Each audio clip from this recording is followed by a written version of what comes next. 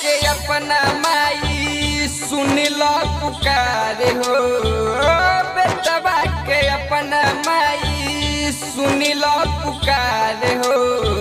या फिर दो नजर हमहू बनती सितार हो।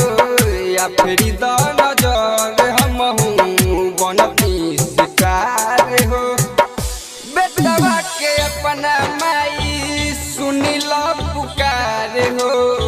या फिर दो नजर हमहू बनती सितार हो।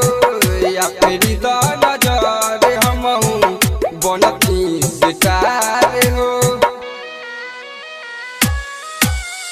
डीजे मिठू डीजे मिठू फिर दो नजर हमहू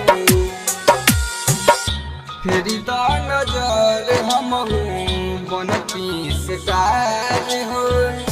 दुनिया के हो मई तू ही खेवैया।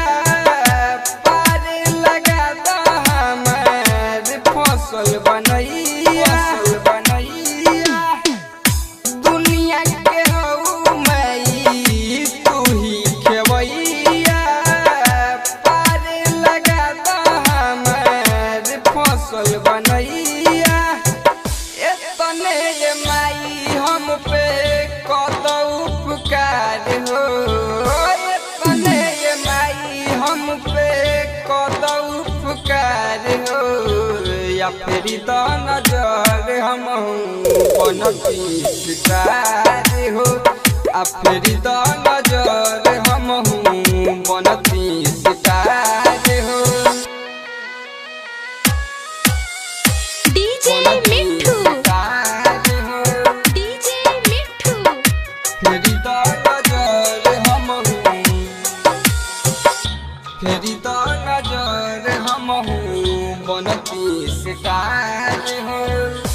तोहरे दया से बनी सरस्वती मैया। एक दिन संजय बनी है बड़का गवैया। तोहरे दया से बनी सरस्वती मैया। एक दिन संजय बनी है बड़का गवैया। लिखे के लूर दिहलू मुकेश के अपार हो। लिखे के लूर दिहलू लखन के अपार हो।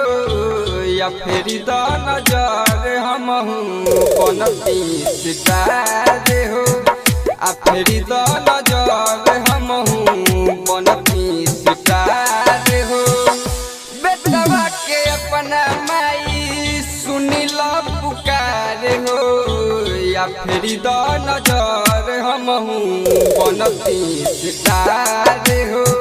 या फिर दो नजर हमहू बनती सितार